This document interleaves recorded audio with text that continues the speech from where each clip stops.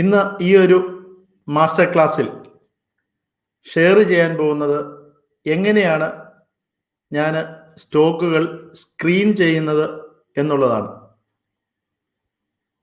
Stock സ്ക്രീനിങ്ങിൽ നാം സ്വീകരിക്കുന്ന മാനദണ്ഡങ്ങളിൽ പ്രാക്ടിക്കലായിട്ട് എങ്ങനെയാണ് നമ്മൾ ഫിൽറ്ററിങ് ചെയ്യേണ്ടത്, അതിനുശേഷം സ്റ്റോക്ക് സെലക്ഷൻ പ്രോസസ്സിലേക്ക് പോകേണ്ടത്. ഇതിന് 3 കാര്യങ്ങളാണ് നാം പ്രധാനമായിട്ടും ശ്രദ്ധിക്കേണ്ട കാര്യങ്ങൾ. ഒന്ന്, നമുക്കൊരു പ്രോപ്പർ മൈൻഡ് സെറ്റ് ഉണ്ടായിരിക്കണം. Hi Jerry Chacko sir, Sanjeev Devaraj, എല്ലാവർക്കും സ്വാഗതം. നല്ലൊരു മൈൻഡ് സെറ്റ് നമുക്ക് ഉണ്ടായിരിക്കണം. മൈൻഡ് സെറ്റ് എന്നുള്ളത് കൊണ്ട് ഉദ്ദേശിക്കുന്നത് നമുക്ക് പേഷ്യൻസ് ഉണ്ടെങ്കിൽ മാത്രമേ സ്റ്റോക്ക് മാർക്കറ്റിൽ ഒരു ഇൻവെസ്റ്ററായിട്ട് വിജയിക്കാനായിട്ട് സാധിക്കുകയുള്ളൂ. ട്രേഡേഴ്സിന് പേഷ്യൻസിൻ്റെ ആവശ്യമില്ല, കാരണം ട്രേഡിംഗ് എന്ന് പറയുന്നത് വളരെ ഷോർട്ട് ടൈമിൽ ചെയ്യുന്ന ഒരു ആക്ടിവിറ്റിയാണ്. പക്ഷേ ഇൻവെസ്റ്റേഴ്സാണ് ഏറ്റവും കൂടുതൽ വെൽത്ത് ക്രിയേറ്റ് ചെയ്തിട്ടുള്ളത്. സക്സസ് ആയിട്ടുള്ളവരെ ഒന്ന് ചൂണ്ടിക്കാണിക്കാൻ പറഞ്ഞാൽ അവിടെ നമുക്കൊരു ലിസ്റ്റ് പറയാൻ സാധിക്കുന്നത് ഇൻവെസ്റ്റേഴ്സാണ്. അത് വാറൻ ബഫറ്റ് ആയിക്കൊള്ളട്ടെ, ചാർലി മങ്കർ ആയിക്കൊള്ളട്ടെ, രാകേഷ് ചുഞ്ചൻവാല ആയിക്കൊള്ളട്ടെ, വിജയ് കേഡി ആയിക്കൊള്ളട്ടെ, അങ്ങനെ ഒരു ലിസ്റ്റ് പറയാനുള്ളത് ഇൻവെസ്റ്റേഴ്സിൻ്റെയാണ്. അതുകൊണ്ട് തന്നെ ഇൻവെസ്റ്റ്മെന്റിലേക്ക് നാം വരുമ്പോൾ ശ്രദ്ധിക്കേണ്ട ഒന്നാമത്തെ കാര്യം മൈൻഡ് സെറ്റാണ്. നമുക്ക് പേഷ്യൻസ് ഉണ്ടായിരിക്കണം. ഒരു സ്റ്റോക്ക് പെർഫോം ചെയ്യുന്നതിന് ചിലപ്പോൾ സമയമെടുക്കാം. ചിലപ്പോൾ 1 വർഷം കൊണ്ട് ചില സ്റ്റോക്കുകൾ റിട്ടേൺ കൊടുക്കും. ചിലപ്പോൾ അത് 2 വർഷം കൊണ്ട് റിട്ടേൺ കൊടുക്കും. ചില സ്റ്റോക്കുകൾ ഇനിഷ്യൽ മന്ത്സിൽ പെർഫോമൻസ് ഇല്ലാതിരിക്കുകയും പിന്നീട് പെർഫോം ചെയ്യാറുണ്ട്. വളരെ പെട്ടെന്ന് പെർഫോം ചെയ്യാറുണ്ട്. അതിൻ്റെ ഏറ്റവും വലിയ എക്സാമ്പിളാണ് അടുത്ത കാലത്ത് ഫാർമ സ്റ്റോക്കുകളിൽ ഉണ്ടായിട്ടുള്ളത്. കഴിഞ്ഞ 3 വർഷമായിട്ട് ഫാർമ സ്റ്റോക്കുകൾ നോൺ പെർഫോമിംഗ് ആയിരുന്നു. അതിനുശേഷമാണ് ഫാർമയിൽ മൂവ്മെന്റ് ഉണ്ടായിട്ടുള്ളത്. അതുകൊണ്ട് പേഷ്യൻസ് ഒരു വലിയ ഘടകമാണ്. ആ ഒരു മൂവ്മെന്റിന് മുൻപായിട്ട് ആ സ്റ്റോക്കുകൾ നമ്മളുടെ കൈവശമുണ്ടെങ്കിൽ മൂവ്മെന്റിൽ പാർട്ടിസിപ്പേറ്റ് ചെയ്യാനായിട്ട് നമുക്ക് സാധിക്കും. ഇല്ലെങ്കിൽ ആ ഒരു മൂവ്മെന്റിൽ കാഴ്ചക്കാരായിട്ട് നിൽക്കാൻ മാത്രമേ നമുക്ക് സാധിക്കുകയുള്ളൂ. അടുത്തത് കൺസിസ്റ്റൻസിയാണ്. കൺസിസ്റ്റൻസി എന്നുള്ളത് കൊണ്ട് ഉദ്ദേശിക്കുന്നത് നാം ഒരു സ്റ്റോക്ക് ഇൻവെസ്റ്റ് ചെയ്ത് തുടങ്ങിക്കഴിഞ്ഞാൽ സ്റ്റോക്ക് മാർക്കറ്റിൽ പ്രൈസ് ഒരിക്കലും ഫിക്സഡ് ആയിട്ട് നിൽക്കുകയില്ല. നിങ്ങൾക്ക് എല്ലാവർക്കും അറിയാം. ഫിക്സഡ് ഡെപ്പോസിറ്റും സ്റ്റോക്കും തമ്മിലുള്ള പ്രധാന വ്യത്യാസം ഇതാണ്. അത് വോളറ്റൈലായിരിക്കും. കാരണം ആളുകൾ വാങ്ങുന്നു, വിൽക്കുന്നു. അതിൻ്റെ തോതനുസരിച്ച്, ഡിമാൻഡ് ആൻഡ് സപ്ലൈ അനുസരിച്ച് ഷോർട്ട് ടൈമിൽ സ്റ്റോക്ക് പ്രൈസസ് വോളറ്റൈലായിരിക്കും. അത് നാച്ചുറലായിട്ട് സ്റ്റോക്സിൻ്റെ സ്വഭാവമാണ്. എന്നാൽ ഇതിനെ എങ്ങനെയാണ് അനുകൂലമാക്കേണ്ടത്? ഒരു സ്റ്റോക്കിൽ 20% ക്രാഷ് വരുമ്പോൾ, നമ്മുടെ കൈവശമുള്ള സ്റ്റോക്കിലെ ക്രാഷ് വരുമ്പോൾ ആ സമയത്ത് അക്കുമുലേറ്റ് ചെയ്യുക എന്നൊരു സ്ട്രാറ്റജിയാണ് ഞാൻ ചെയ്യുന്നത്. കാരണം പ്രോപ്പർലി സെലക്ട് ചെയ്ത ഒരു കമ്പനി ആണെങ്കിൽ നാം അസ്യൂം ചെയ്തിരിക്കുന്ന രീതിയിൽ ആ കമ്പനി പെർഫോമൻസ് തുടരുന്നുണ്ടെങ്കിൽ 20% ഡൗൺ ആകുമ്പോൾ നിലവിലുള്ള ക്വാണ്ടിറ്റിയുടെ 20% ക്വാണ്ടിറ്റി ആഡ് ചെയ്യുക എന്നുള്ളതാണ് ഫസ്റ്റ് സ്റ്റെപ്പ്. അതായത് 100 ക്വാണ്ടിറ്റി ആണെങ്കിൽ 20 ക്വാണ്ടിറ്റിയോ 25 ക്വാണ്ടിറ്റിയോ വീണ്ടും ആ സ്റ്റോക്കിലേക്ക് ആഡ് ചെയ്യും. അതിനുശേഷം വീണ്ടും ആ സ്റ്റോക്ക് 10% കൂടി കറക്റ്റ് ചെയ്യുകയാണെങ്കിൽ 100 ക്വാണ്ടിറ്റിയാണ് ആദ്യം മേടിച്ചതെങ്കിൽ വീണ്ടും 10 ക്വാണ്ടിറ്റി കൂടി ആഡ് ചെയ്യുന്നു. അപ്പോൾ ടോട്ടൽ ക്വാണ്ടിറ്റി 130 ആയിട്ട് മാറുന്നു. വളരെ വലിയ വോളറ്റിലിറ്റി ഉണ്ടാകുമ്പോൾ, എക്സാമ്പിൾ പറയുകയാണെങ്കിൽ ഈ ഫെബ്രുവരി മാർച്ചിൽ നമ്മൾ കണ്ടതുപോലെ വലിയ ക്രാഷസ് ഉണ്ടാകുമ്പോൾ സ്റ്റോക്ക് പ്രൈസ് ചിലപ്പോൾ പകുതിയാവാം, അതിന് താഴെ പോകാം. വളരെ നല്ല സ്റ്റോക്കുകൾ പോലും ആ ഒരു ലെവലിലേക്ക് പോയല്ലോ, നിങ്ങൾ കണ്ടിട്ടുണ്ടാവും.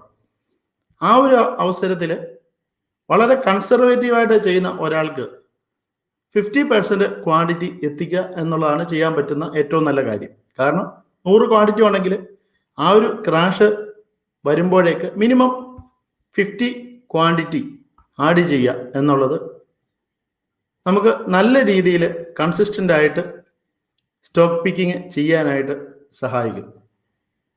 അടുത്തത് ആ പെർഫോമൻസ് ഉണ്ടാകുന്നത് വരെ വെയിറ്റ് ചെയ്യുക എന്നുള്ളതാണ്. അതിന് ഇമോഷണൽ കോഷ്യന്റ് ആവശ്യമാണ്. എല്ലായ്പ്പോഴും അത് ഉണ്ടാകണമെന്നില്ല. പ്രത്യേകിച്ച് മാർക്കറ്റ് അതേ രീതിയിലാണ് പ്രവർത്തിപ്പിക്കുന്നത്. കൂടുതൽ ട്രേഡിങ്ങിന് വിധേയമാക്കുന്ന രീതിയിലുള്ള കോൾസ് ആയിരിക്കും പലപ്പോഴും ബ്രോക്കർമാർ പോലും സജസ്റ്റ് ചെയ്യുന്നത്. നിരവധി trading, frequent trading, intraday trading, അല്ലെങ്കിൽ 3-4 ദിവസത്തെ ട്രേഡിങ് എന്നുള്ള രീതിയിലായിരിക്കും വരുന്നത്.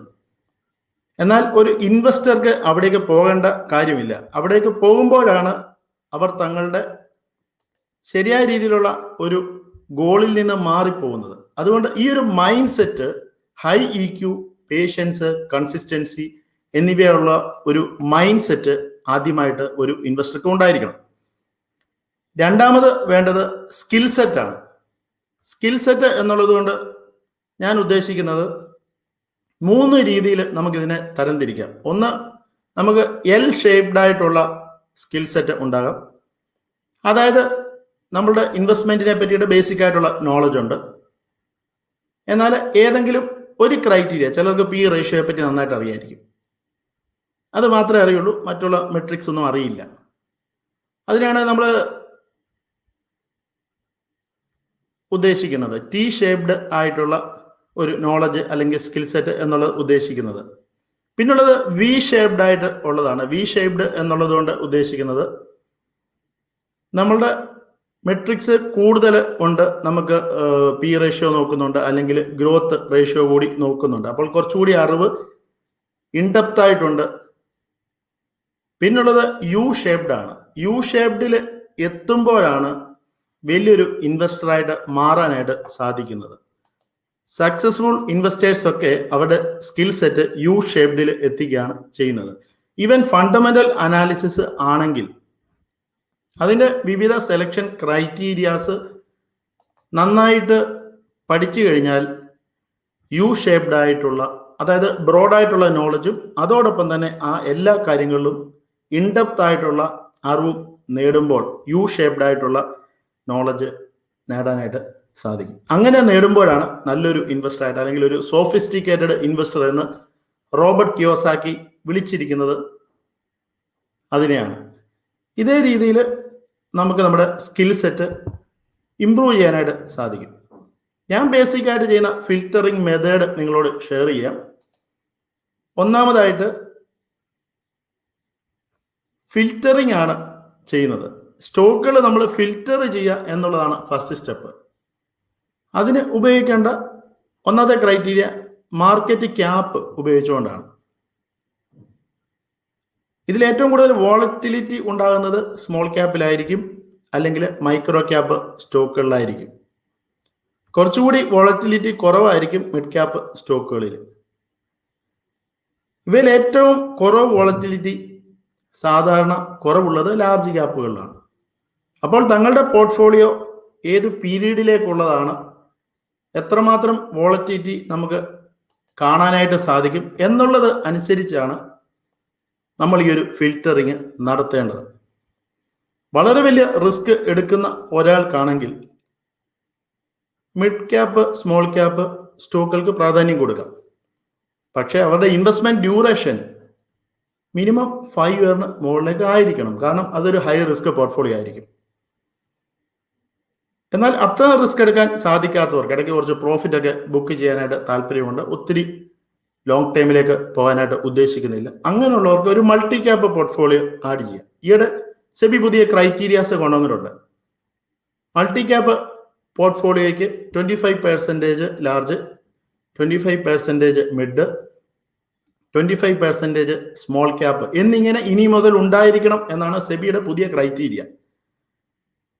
ഇപ്പോഴും മൾട്ടി ക്യാപ്പ് ഫണ്ടുകൾ എന്ന് അറിയപ്പെടുന്ന ഇക്വിറ്റി ഫണ്ടുകളുണ്ട്, പക്ഷെ പലതിലും ഈ ഒരു ക്രൈറ്റീരിയ മെയിൻറ്റെയിൻ ചെയ്യുന്നില്ല. അതുകൊണ്ടാണ് സെബി ഇപ്പോൾ പുതിയതായിട്ട് അങ്ങനെ ഒരു ക്രൈറ്റീരിയ കൊണ്ടുവന്നിരിക്കുന്നത്.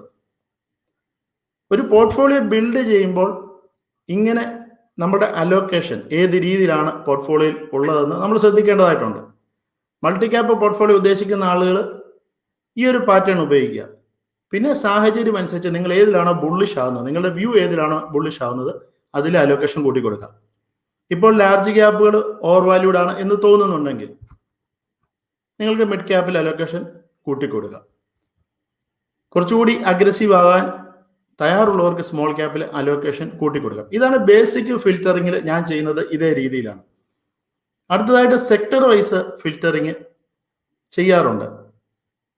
കാരണം പല സെക്ടറുകളുണ്ട്, ഇവയിൽ തന്നെ ഉയർന്നു നിൽക്കുന്ന ഓഹരികളുണ്ട്. ഇപ്പോഴത്തെ സ്ഥിതി നോക്കുകയാണെങ്കിൽ IT സ്റ്റോക്കുകൾ വളരെ ഉയർന്നു നിൽക്കുന്നു, കൺസ്യൂമർ ഗുഡ്സ് ഓഹരികൾ വളരെ ഉയർന്നു നിൽക്കുന്നു. പൊതുവെ വളരെ വലിയ കമ്പനികൾ, ഫാർമ കമ്പനികളിൽ പലതും ഓൾ ടൈം ഹൈയിൽ എത്തിയിരിക്കുന്നു.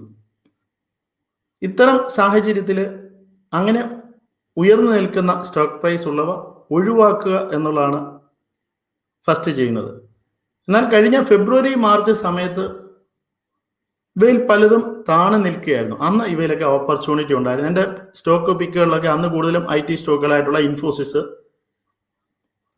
TCS, വിപ്രോ എന്നിവയെല്ലാം അന്ന് വരികയുണ്ടായി. എന്നാൽ ഇപ്പോഴത്തെ സാഹചര്യത്തിൽ ആ സ്റ്റോക്ക് ഫിൽറ്ററിങ് ചെയ്യുമ്പോൾ, അല്ലെങ്കിൽ സെക്ടർ വൈസ് ആയിട്ട് ഫിൽറ്ററിങ് ചെയ്യുമ്പോൾ, ഇവ ഒഴിവാക്കാനായിരിക്കും ഞാൻ താല്പര്യമെടുക്കുന്നത്. അതേപോലെ ഇപ്പോൾ വാല്യുവേഷൻ വെച്ചിട്ട് നമുക്ക് ഫിൽറ്ററിങ് ചെയ്യാം. വാല്യുവേഷൻ വെച്ച് ഫിൽറ്ററിങ് ചെയ്യാനുള്ള സിമ്പിൾ സ്റ്റെപ്പ് കുറഞ്ഞ PE റേഷ്യോ, കുറഞ്ഞ PB റേഷ്യോ എന്നിവ ഉള്ളത് കണ്ടുപിടിക്കുക എന്നുള്ളതാണ് ഫസ്റ്റ് സ്റ്റെപ്പ് വരുന്നത്. അതിൻ്റെ ടേംസ് അറിയാത്തവർക്ക് അത് റെഫർ ചെയ്ത് കഴിഞ്ഞാൽ അതിനെ പറ്റിയിട്ട് അറിയാനായിട്ട് സാധിക്കും. അതേപോലെ ഗ്രോത്ത് സ്റ്റോക്സ് നമുക്ക് ഫിൽട്ടർ ചെയ്തെടുക്കാം. ROE, ROC എന്നീ റേഷ്യോസ് നോക്കിക്കൊണ്ട് നമുക്ക് ഫിൽറ്ററിങ് ചെയ്യാനായിട്ട് സാധിക്കും. മറ്റൊന്ന് ബ്ലെൻഡ് സ്ട്രാറ്റജിയാണ്. ഞാൻ കൂടുതൽ പ്രിഫർ ചെയ്യുന്ന ഒരു സ്ട്രാറ്റജി ബ്ലെൻഡ് സ്ട്രാറ്റജിയാണ്. കാരണം ബ്ലെൻഡ് സ്ട്രാറ്റജിക്കുള്ള അഡ്വാൻറ്റേജ്, നമ്മളൊരു ലോങ് ടേം ഇൻവെസ്റ്റർ ആണെങ്കിലായിരിക്കും വാല്യൂ സ്റ്റോക്കുകൾ അനുകൂലമാവുന്നത്. കാരണം വാല്യൂ സ്റ്റോക്കുകൾക്ക് മാർക്കറ്റിൻ്റെ സപ്പോർട്ട് കിട്ടാൻ, അല്ലെങ്കിൽ മാർക്കറ്റ് മൊമെൻറ്റം കിട്ടാൻ ചിലപ്പോൾ സമയമെടുക്കാം. ഉദാഹരണമായിട്ട് പറയുകയാണെങ്കിൽ പല വാല്യൂ ഫണ്ടുകളും ഇപ്പോൾ കുറഞ്ഞു കിടക്കുകയാണ്. ICICI Prudential value discovery fund നിങ്ങൾക്കറിയാം, വളരെ കാലമായിട്ടുള്ള ഫണ്ടാണ്. പക്ഷെ മറ്റ് ഫണ്ടുകളുമായിട്ട് കമ്പയർ ചെയ്യുമ്പോൾ അതിൻ്റെ പെർഫോമൻസ് ഇപ്പോൾ കുറഞ്ഞു നിൽക്കുകയാണ് എന്ന് നമുക്ക് അറിയാം. അതിൻ്റെ കാരണം വാല്യൂ സ്റ്റോക്കുകൾ ഈ ഒരു അവസരത്തിൽ പെർഫോം ചെയ്യുന്നില്ല എന്നുള്ളതാണ്, അല്ലെങ്കിൽ മാർക്കറ്റിൻ്റെ റിക്കവറിയിൽ അത് പാർട്ടിസിപ്പേറ്റ് ചെയ്തിട്ടില്ല. അതുകൊണ്ട് സ്ക്രീനിങ് ചെയ്യുമ്പോൾ നമ്മുടെ ഗോൾ അനുസരിച്ചിട്ട് നമ്മൾക്ക് തിരഞ്ഞെടുക്കാനായിട്ട് സാധിക്കും. ബ്ലെൻഡ് സ്ട്രാറ്റജിയുടെ ഗുണം, താരതമ്യേന കുറഞ്ഞ PE റേഷ്യോയും PB റേഷ്യോയും ഉള്ള സ്റ്റോക്കുകൾ നമുക്ക് തിരഞ്ഞെടുക്കാം. ഏകദേശം 15 മുകളിലായിട്ടുള്ള PE റേഷ്യോ ഉള്ള സ്റ്റോക്കുകൾ, PB റേഷ്യോ 3 എന്നുള്ളതിലോ അല്ലെങ്കിൽ അതിന് താഴെയോ നിൽക്കുന്ന സ്റ്റോക്കുകൾ. ഇതാണ് പ്രാക്ടിക്കലായിട്ട് നമുക്ക് നല്ല കമ്പനികൾ കിട്ടാനുള്ള ഒരു മെത്തേഡ്. എന്നാൽ PE റേഷ്യോ ഒരു 23 ലെവലിന് മുകളിലേക്ക് പോകുമ്പോൾ അത് ഓവർ വാല്യൂഡ് ആയിട്ട് കണക്കാക്കാം. എന്നാൽ ചില സെക്ടറുകളിൽ പൊതുവെ സ്റ്റോക്കുകളുടെ PE നിലവാരം കൂടുതലായിരിക്കും. കാരണം 30-ൽ കുറവ് തന്നെ കിട്ടാത്ത സെക്ടറുകളുണ്ട്. അത് ഹൈ മൊമെൻ്റം ഉള്ള സ്റ്റോക്കുകളായിരിക്കും. മാർക്കറ്റ് സെൻറ്റിമെൻറ്റ് എല്ലായ്പ്പോഴും അതിന് അനുകൂലമായിരിക്കും.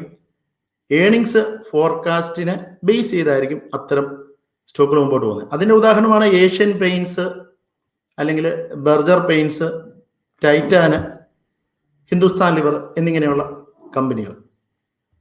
ഇങ്ങനെയൊരു ഫിൽറ്ററിങ് ചെയ്തു കഴിഞ്ഞാൽ അടുത്തതായിട്ട് സ്റ്റോക്ക് സ്ക്രീനിങ്ങിലേക്കാണ് ഞാൻ സാധാരണ പോകുന്നത്. സ്റ്റോക്ക് ഫിൽറ്ററിങ് കഴിഞ്ഞിട്ടാണ് സ്റ്റോക്ക് സ്ക്രീനിങ്ങിലേക്ക് പോകുന്നത്. സ്റ്റോക്ക് സ്ക്രീനിങ്ങിൽ പ്രധാനമായിട്ടും ശ്രദ്ധിക്കുന്ന കാര്യങ്ങൾ, ഒരു കമ്പനിയുടെ സെയിൽസ് ഗ്രോത്തിൻ്റെ പെർസെൻറ്റേജ് 10% ഗ്രോത്ത് ഒരു കമ്പനിക്ക് മെയിൻറ്റെയിൻ ചെയ്യാൻ സാധിക്കുന്നുണ്ട് സ്ഥിരമായിട്ട്. കഴിഞ്ഞ 10 വർഷത്തെ average compounded growth rate minimum സെയിൽസിൽ 10% മെയിൻറ്റെയിൻ ചെയ്യാൻ സാധിക്കുന്നുണ്ട്. ഉണ്ടെങ്കിൽ അതൊരു നല്ല കമ്പനിയാണ്. അതേപോലെ ആ കമ്പനിയുടെ എബിഡ ഗ്രോത്ത് റേറ്റ് അല്ലെങ്കിൽ ഗ്രോസ് പ്രോഫിറ്റിൻ്റെ പെർഫോമൻസ് എങ്ങനെയുണ്ടെന്നുള്ളത് ചെക്ക് ചെയ്യാറുണ്ട്. അതായത് സെയിൽസ് ഗ്രോത്തും എബിഡ ഗ്രോത്തുമാണ് നമുക്ക് കറക്റ്റായിട്ട് ഒരു കമ്പനിയുടെ പെർഫോമൻസ് മനസ്സിലാക്കാനായിട്ട് സഹായിക്കുന്നത്. നെറ്റ് പ്രോഫിറ്റ് നമുക്ക് കാൽക്കുലേറ്റ് ചെയ്യാനായിട്ട് സാധിക്കുമെങ്കിലും കുറേയൊക്കെ മാനിപ്പുലേഷൻസ് ഷോർട്ട് ടൈമിൽ കമ്പനികൾക്ക് അതിൽ ചെയ്യാനായിട്ട് സാധിക്കും. കാരണം ഇൻട്രസ്റ്റ് പേയ്മെൻറ്റ് അല്ലെങ്കിൽ ടാക്സ് പേയ്മെൻറ്റിൻ്റെ ഒക്കെ അഡ്ജസ്റ്റ്മെൻറ്റിൽ കൂടി അവർക്കത് ചെയ്യാനായിട്ട് സാധിക്കും. അതുകൊണ്ട് താരതമ്യേന ബെറ്ററായിട്ട് നമുക്ക് മനസ്സിലാക്കാനായിട്ട് സാധിക്കുന്നത് ഒരു കമ്പനിയുടെ സെയിൽസ് ഗ്രോത്തിൻ്റെ അല്ലെങ്കിൽ എബിഡ ഗ്രോത്തിൻ്റെ നിലവാരം അത് ഉയർന്ന രീതിയിൽ കൺസിസ്റ്റൻസിയോടുകൂടി മെയിൻറ്റെയിൻ ചെയ്യുന്ന കമ്പനികൾ 10% അല്ലെങ്കിൽ 15% ഒക്കെ ഗ്രോത്ത് മെയിൻറ്റെയിൻ ചെയ്യുന്ന കമ്പനികൾ ഇന്ത്യൻ മാർക്കറ്റിൽ നല്ല കമ്പനികളാണ്.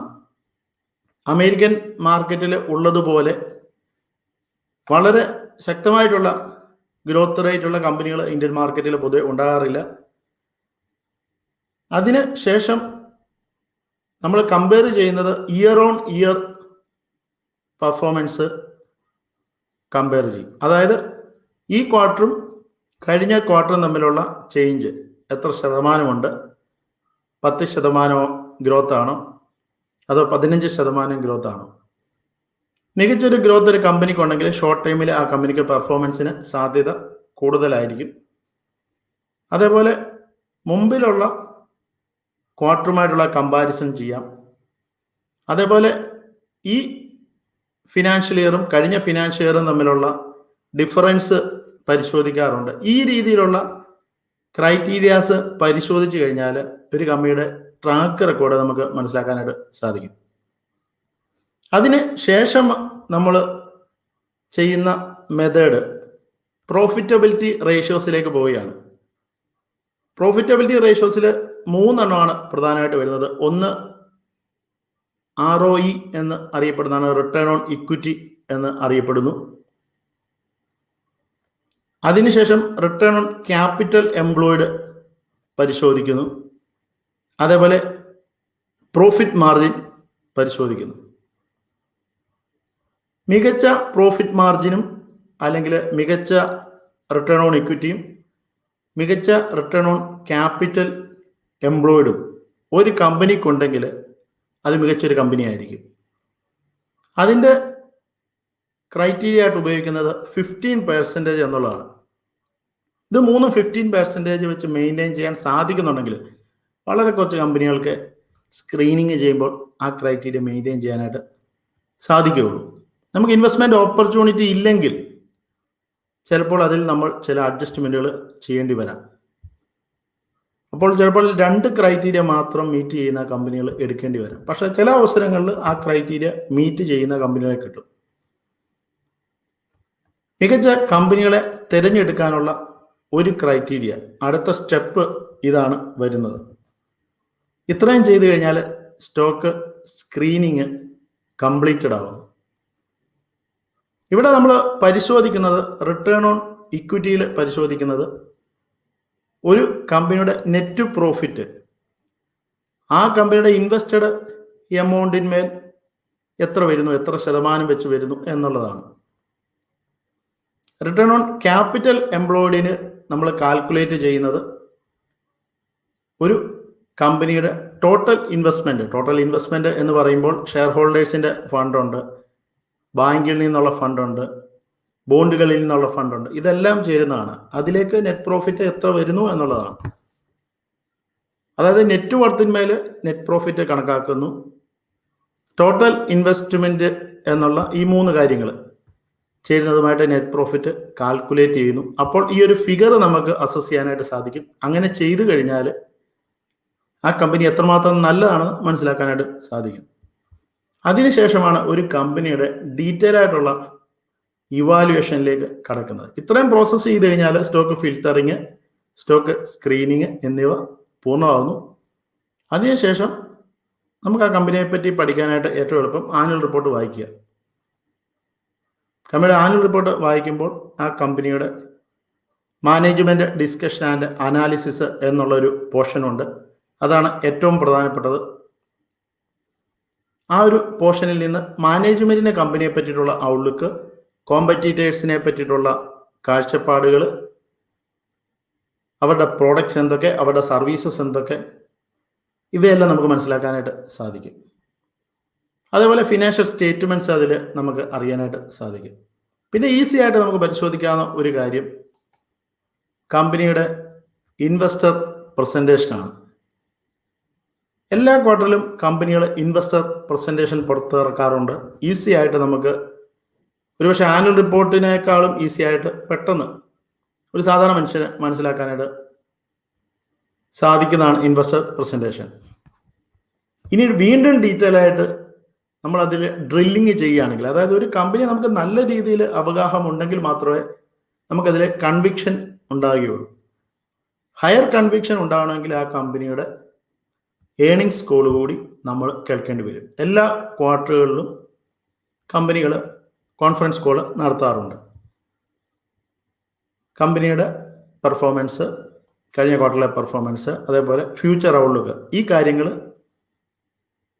കമ്പനിയുടെ ടോപ്പ് മാനേജ്മെൻറ്റിൽ നിന്ന് തന്നെ നമുക്ക് നേരിട്ട് കേൾക്കാൻ സാധിക്കും എന്നുള്ളതാണ് കോൺ കോളിൻ്റെ പ്രത്യേകത.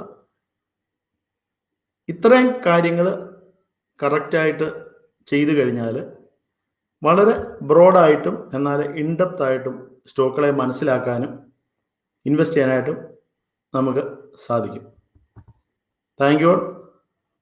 Happy investing.